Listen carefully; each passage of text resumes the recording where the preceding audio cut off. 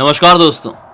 राजस्थान के भरतपुर नाम की जगह में अभिषेक नाम के लड़के के साथ एक ऐसी खतरनाक घटना घट गई कि जिसकी कहानी आज आप सुनेंगे तो आपकी रात और भी डरावने तरीके से तरोताज़ा हो जाएगी। तो चलिए बिना देरी किए डायरेक्टली जिया की जुबानी जानते इस खौफनाक घटना की कहानी को। राजस्थान के भरतपुर में अभिषेक नाम का लड़का रहता था। 2018 की बात है। 2018 के टाइम पे उसकी उम्र यही 19 साल की थी। 19 ईयर्स का हो गया था और वो ना अपनी लाइफ में अपनी फिटनेस को लेके बहुत ज़्यादा जागरूक था। उसको अपनी फिटनेस का बहुत ध्यान रखना था, जैसे कि रनिंग करना है, वॉक करना है, थोड़ा बहुत एक्सरसाइज योगा करना है। ये सारी चीज़ें बहुत ज़्यादा किया करता था, बहुत सारी चीज़ों का ध्यान रखता था। उसके घर वाले लोग भी उसको बहुत सपोर्ट करते थे कि अच्छा है लड़का, अच्छा काम ही कर रहा है जो फिटनेस पे ध्यान रख रहा है। इसकी फैमिली में कौन से लोग थे, पहले हमें उनके बारे में जानना चाहिए।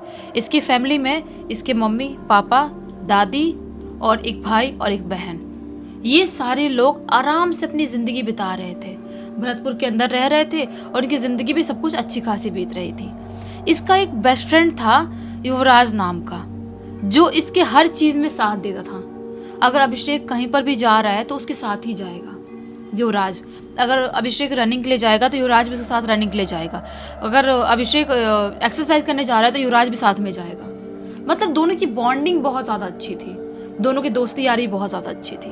इनकी ज़िंदगी में सब कुछ बहुत अच्छा खासा चल रहा था, जैसे सबकी ज़िंदगी में चलता रहता है। लेकिन ऐसा होता है ना कि हमेशा ज़िंदगी किसी की एक जैसी नहीं हो सकती। कभी किसी की ज़िंदगी में खुशी हमेशा के लिए नहीं रह सकती और ना ही किसी की ज़िंदगी में गम हमेशा के लिए रह सकता है। तो इनके साथ भी ऐसा ही होता है।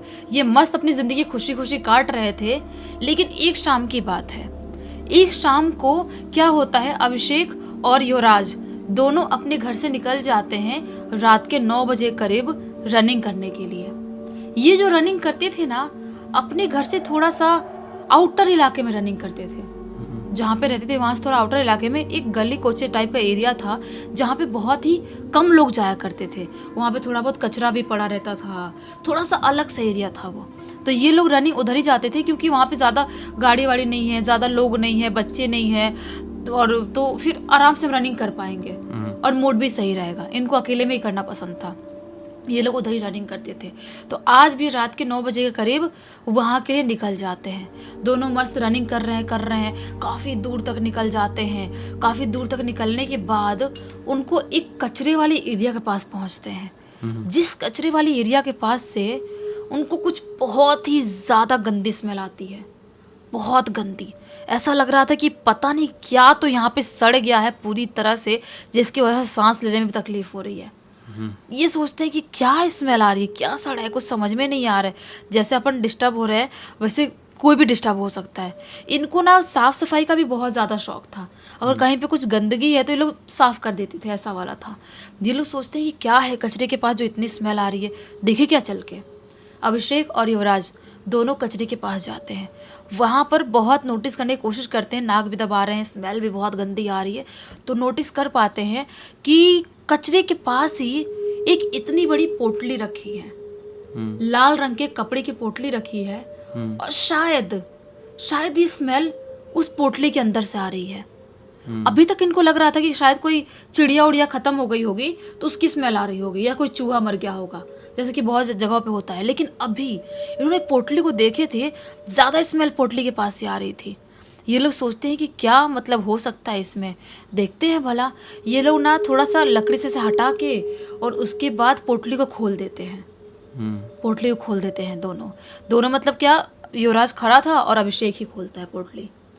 खोलता है अभिषेक पोटली तो क्या पाता है कि पोटली खोलते से ही सबसे पहले उसमें एक इतना बड़ा डॉल दिखाई देता है। इतना बड़ा गुड्डा है और उस डॉल के अंदर बहुत सारी सुइयां चुभोई हुई है। और उसके बाद वो क्या देखता है कि बहुत सारे नींबू उसी पोटली के अंदर पड़े हुए हैं, जिसमें लाल सिंदूर है। कुछ नींबू अलग से लाल कलर का हो गया है बिल्कुल, कुछ नींबू एकदम काले पड़ गए हैं। मतलब अजीबोगरीब टाइप का दिखाई दे रहा है। उसमें थोड़े बहुत बाल वाल के गुच्छे दिखाई दे रहे हैं, थोड़ी बहुत अजीबोगरीब टाइप की चीज़ें दिखाई दे रही है। अभी ये सारी चीज़ें देख ही रहा होता है, तभी उसे अचानक से थोड़ा सा ऐसा लकड़ी से करता है। उसे क्या दिखाई देता है कि ये शायद ना मांस का टुकड़ा है, और बहुत बड़े बड़े मांस का टुकड़ा है। तो ये चिकन का नहीं होगा, मटन का ही होगा। उसको देख के ऐसा समझ में आ जाता है कि चिकन के टुकड़े थोड़े छोटे होते होंगे और शायद मटन के बड़े होते होंगे, इसलिए वो समझ गया था। तो ये देखता है तो और ज़्यादा स्मेल आने लगती है, बहुत ही गंदी स्मेल। जब जैसे वो पोटली खोल के मटन को देखता है तो ये युवराज साहब बोलता है, अरे यार कितनी गंदी स्मेल आ रही है, उल्टी आ जाएगी यार, चलते हैं, छोड़ यार, अपन क्यों ये फालतू चीज़ों में पड़ गए। और ऐसे भी अपन को ऐसे रोड पे कोई चीज़ों को हाथ नहीं लगाना चाहिए, कैसे अपन ने लगा दी समझ में नहीं आ रहा है। ये अपने दिमाग को क्या हो गया था, अपन ने क्यों हाथ लगा दी, नहीं हाथ लगाना चाहिए था। युवराज ऐसा बोलता है अभिषेक को। अभिषेक बोलता है, हाँ यार, घर वाले लोग तो बोलते हैं कि बाहर ऐसे जाओ तो कोई भी चीज़ों को ऐसे हाथ मत लगाया करो, हमने कैसे हाथ लगा दिए यार, हमारा दिमाग क्यों नहीं काम किया। लेकिन अब कर भी क्या सकते हैं। दोनों अपने घर के लिए रनिंग करते करते निकल जाते हैं। थोड़ा दूर जाने के बाद एक हैंडपम्प टाइप की जगह था, हैंडपम्प लगा हुआ था वहाँ पर, उस हैंडपम्प से हाथ धो लेते हैं और पैर भी थोड़ा धो लेते हैं। लेकिन उनको ना स्मेल यहाँ तक भी उनको आ ही रही थी। उनको ऐसा लग रहा था स्मेल कि हमारे नाक में बस गई है, इतनी स्मेल आ क्यों रही है। लेकिन ज़्यादा कुछ ना सोचते हुए अपने अपने घर पहुँच जाते हैं। अभिषेक अपने घर चले जाता है और युवराज अपने घर चले जाता है। अभिषेक अपने घर जाके आज सो जाता है। जैसे ही आधी रात का टाइम होता है वैसे ही उसे दिखाई देता है कि कोई तो मेरे कमरे में आया है, कोई मेरे कमरे में आया है।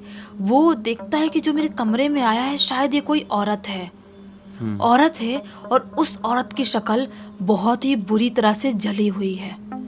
अभी उस औरत की शक्ल जली हुई देख ही रहा होता है, तभी अचानक से उसके पैरों की तरफ नोटिस करता है। उस औरत के पैर उल्टे थे।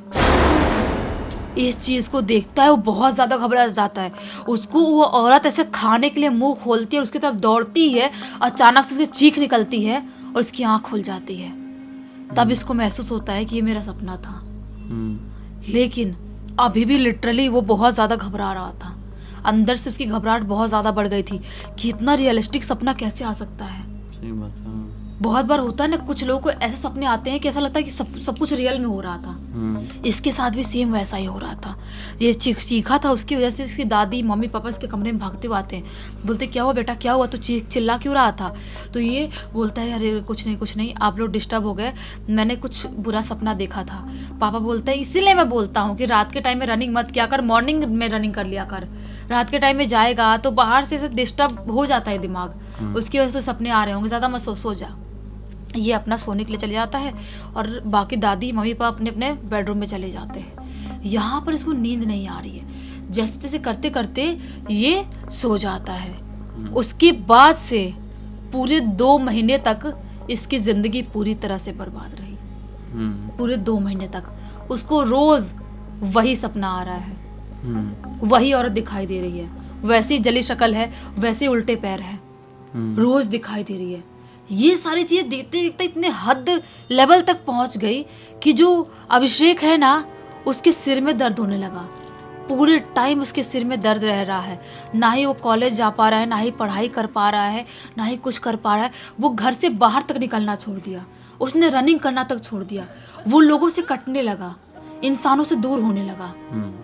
उसकी ज़िंदगी में इतने सारे चेंजेस आने लगे, वो बहुत ज़्यादा परेशान रहने लगा। उसकी हालत ऐसी हो गई थी ना कि अपने बेडरूम में वो अकेले बैठा रहता था। अगर कोई उससे बात करने आता था, चिल्ला के ज़ोर से गाली देता था, गंदी गंदी गाली देने लगता था। कोई उससे बात करने आता था, रात में चीख के उठता था, चिल्ला के उठता था। रात में सोया हुआ है और अचानक उसकी आँख खुलती थी और उसके कमरे में वही औरत खड़ी हुई दिखाई देती थी। ये सारी चीज़ें बहुत ज़्यादा लेवल तक बढ़ गई। उसकी हालत इतनी ज़्यादा ख़राब हो गई कि पूछो ही मत। उसका जो हेल्थ था वो भी डाउन होने लगा। जो अपनी फिटनेस का इतना ध्यान रखता था, उसकी हालत इतनी ख़राब हो गई कि अपना ध्यान नहीं रख पा रहा है। ना रनिंग कर रहा है, ना एक्सरसाइज कर रहा है, ना ही अपने बेस्ट फ्रेंड युवराज से मिल रहा है। अब इसको समझ में नहीं आ रहा, इसके घर वालों को समझ में नहीं आ रहा करे तो करे क्या। खाना खाना टोटली छोड़ चुका है, खाना वाना नहीं खा रहा है, पानी भी ढंग से नहीं पी रहा है, ना कॉलेज जा रहा है, घर पे पूरे टाइम बैठा रहता था, कहीं पर भी देखता रहता था, दिन भर सिर पे ऐसे हाथ रख के बैठता था, उसका सिर दिन भर ऐसे दुखता रहता था। ऐसी उसकी हालत हो गई थी।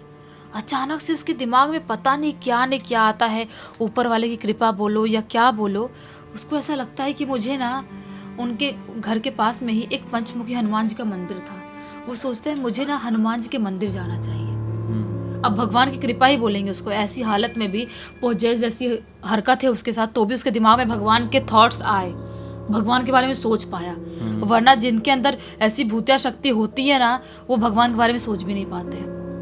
वो सोचा कि मुझे पंचमुखी हनुमान जी के मंदिर जाना चाहिए, मुझे जाके वहाँ पर दर्शन करना चाहिए। जो भी मेरी हेल्थ खराब हुई है, शायद उस दिन मैंने उस कपड़े को टच किया था, पोटली को, उसके बाद से ही प्रॉब्लम हुई है। तो ये हनुमान जी के मंदिर निकल जाता है। ये शाम के टाइम में 6 साढ़े 6 बजे करीब निकला था। शाम की वहाँ पे आरती लेता है। आरती वारती ख़त्म होने के बाद जब सब लोग चले जाते हैं, उसके बाद भी वो वहीं पर मंदिर में ही बैठा रहता है। पंडित जी लगभग बंद ही कर दिए थे, बंद करके मंदिर चले जाते हैं पंडित जी भी। सब लोग चले गए, अभी भी वो मंदिर में ही बैठा हुआ है। बैठ के सोच रहा है कि मैं करूँ तो करूँ क्या, मैं कैसे ठीक होऊंगा। अब मेरी आखिरी उम्मीद आप ही हो हनुमान जी। बोलता है, हनुमान जी एक काम करो, आप मुझे या तो मार डालो या तो मुझे ठीक कर दो। मुझे ये ज़िंदगी नहीं चाहिए। मैं जो ज़िंदगी जी रहा हूँ, मैं इस ज़िंदगी में पागल हो गया हूँ। मैं ना ढंग से जी पा रहा हूँ, ना ढंग से मर पा रहा हूँ। एक काम करो, आप मुझे मौत ही दे दो या तो मुझे ठीक कर दो। ऐसा बोलता है और 108 बार राम राम राम राम का जाप करता है। और ये सब चीज़ें ना उसने यूट्यूब पे देखा था कि अगर भूत प्रेत की बाधा रहती है तो हमें ना हनुमान जी की पूजा आराधना ज़्यादा करनी चाहिए। तो ये वहाँ पे 108 बार राम राम राम नाम जाप करता है और उसके बाद वो हनुमान चालीसा पढ़ना स्टार्ट कर देता है। जैसे जैसे हनुमान चालीसा पढ़ रहा था ना, वो बहुत डिस्टर्ब हो रहा था। वो एक लाइन भी ढंग से नहीं पढ़ पा रहा था। ऐसा लग रहा था उसको कोई तो शक्तियाँ जो हनुमान चालीसा पढ़ने से रोक रही हैं। उसके कान में किसी के चीखने, चिल्लाने की, रोने की आवाज़ सुनाई देने लगती है। अचानक से हनुमान चालीसा पढ़ते से ही जैसे कोई औरत बहुत जोर जोर से चीख रही है, चिल्ला रही है, रो रही है, मदद मांगने की कोशिश कर रही है, बहुत तड़प रही है, इसको डिस्टर्ब करने की कोशिश कर रही है, ऐसी ऐसी आवाज़ इसको सुनाई देने लगती है। इसके पूरे दिमाग में, उसके कान में फुसफुसाने की, चिल्लाने की आवाज़, फूंकने की आवाज़, कोई आ रहा है उसको डिस्टर्ब कर रहा है, ऐसी ऐसी आवाज़ आ रही है। तो भी वो जैसे तैसे करते करते हनुमान चालीसा कंप्लीट करता है। हनुमान चालीसा कंप्लीट करके वो थोड़ा, अब उसको ना राहत लग रहा था, थोड़ा सुकून लग रहा था उसको। मंदिर से बाहर निकलता है। मंदिर से बाहर निकल के अपने घर आने लगता है। अपने घर आने लगता है। बार बार उसको रास्ते में ऐसा लगता है कि कोई मेरे पीछे चल रहा है। किसी के फुट स्टेप होते ना जो महसूस होते कदमों हैं, की आवाज़। हाँ, वैसे कदमों की आवाज़ उसको महसूस हो रही है। बार बार लग रहा है कोई मेरे पीछे चल रहा है। और जो बार बार उसके कान में चीखने की, चिल्लाने की आवाज़ सुनाई दे रही है, ऐसा लग रहा है कोई इसको मार रहा है, किसी औरत को, जिसकी वजह से औरत चीख रही, चिल्ला रही है। ऐसी ऐसी आवाज़ आ रही है। अभी रात का भी काफ़ी टाइम हो गया था, 10:30 11 बजे का। वो कैसे तैसे करते करते अपने घर आता है। घर आता है, घर वाले पूछते हैं कहाँ था, बताता भी नहीं है। आजकल तुझे पता नहीं क्या हो गया है, कैसा उखड़ा उखड़ा रहता है, क्या प्रॉब्लम है तुझे। बोलता है कुछ नहीं, मैं हनुमान जी के मंदिर दर्शन करने गया था। घर वाले सोचते चलो अच्छी बात है, भगवान की पूजा कर रहा है तो कोई गलत बात नहीं है। आज रात में थोड़ा सा वो खाना खा पाता है, थोड़ा सा डिनर करता है और डिनर करने के बाद सोने के लिए चले जाता है। वो सोने के लिए जाता है और सोए हुए अभी 10 से 15 मिनट ही हुए होंगे, अचानक से उसको सपना दिखाई देता है। और सपने में क्या दिखाई देता है कि मेरे सपने में लिटरली हनुमान जी आए हैं। हनुमान जी को सपने में लिटरली देख पाता है। और हनुमान जी, वो जो औरत मुझे इतने महीनों से परेशान कर रही है, उस औरत को मार रहे हैं, बहुत बुरी तरह से मार रहे हैं। वो हनुमान जी उसको पीट रहे हैं औरत को, और चीख रही है, चिल्ला रही है, खुद को बचाने की कोशिश कर रही है। ऐसा सपना उसको दिखाई देता है। ये भी सपने में ही हे राम राम राम राम राम कर रहा है, जोर जोर से राम राम राम राम कर रहा है। सपने में भी ऐसा कर रहा है। अचानक से बस इतना ही देखते कि हनुमान जिस औरत को पीट रहे हैं वो औरत गायब होती है। इसकी आंख खुलती है चीख के, राम राम राम राम अभी भी उसके मुंह में चल ही रहा था। आंख खोलता है तो क्या पाता है कि पूरे घर वाले मेरे बेड पे ही, वहीं पर पास में ही खड़े हैं। डैड के पास में खड़े हैं। बोलते क्या हुआ बेटा, क्या हुआ? पापा बोलते क्या हुआ बेटा, तू ऐसे क्या कर रहा है, राम राम कर रहा है, कुछ परेशानी तुझे, और ऐसे तू घबराया हुआ क्यों है?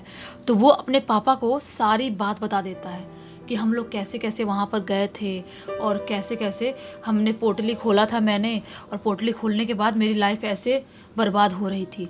पापा बहुत सुनाते हैं, बोलते हैं वो तो तेरे अक्ल आया तुझे, यूट्यूब वीडियो देख के जो भी देख के तू हनुमान जी के मंदिर गया और तू बजरंग बली ने तुझे बचा ली है, वरना जो चुड़ैल तेरे पीछे पड़ी थी वो कोई नॉर्मल चुड़ैल नहीं थी, वो बहुत ही खतरनाक कोई काला जादू किया गया था।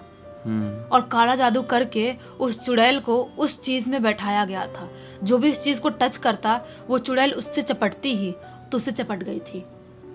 वो तुझको मार डालती अगर तू हनुमान जी से इतनी भक्ति नहीं कर पाता और राम जी का इतना नाम नहीं लेता तो। उस टाइम पे अभिषेक की उम्र 19 साल की थी और अभी लगभग 25 साल का हो गया है। अभी उसकी ज़िंदगी में सब कुछ बिल्कुल ठीक है, अपनी लाइफ अच्छे से जी रहा है। लेकिन मुझे यकीन है कि इन 10 सालों में वो उस घटना को नहीं भुला पाया होगा। बिल्कुल, कैसे भुला सकता अभी है? भी ऐसा लगता होगा कि अभी की ही तो बात है। लेकिन ये अच्छा है कि पूरी निगेटिविटी अब उसकी ज़िंदगी से ख़त्म हो गई है। होती भी क्यों ना, आखिर बजरंगबली जो खुद बचाने इसको आए थे उस खतरनाक एंटिटी से। इस पूरी घटना की जानकारी हमको डायरेक्टली अभिषेक के ही थ्रू मिली ना, इंस्टाग्राम में। तो हमने सोचा कि आप लोगों को सुना दे, इससे आपको एक बहुत अच्छी सीख, एक अलग सी जानकारी और एक डिफरेंट सा मनोरंजन मिलेगा।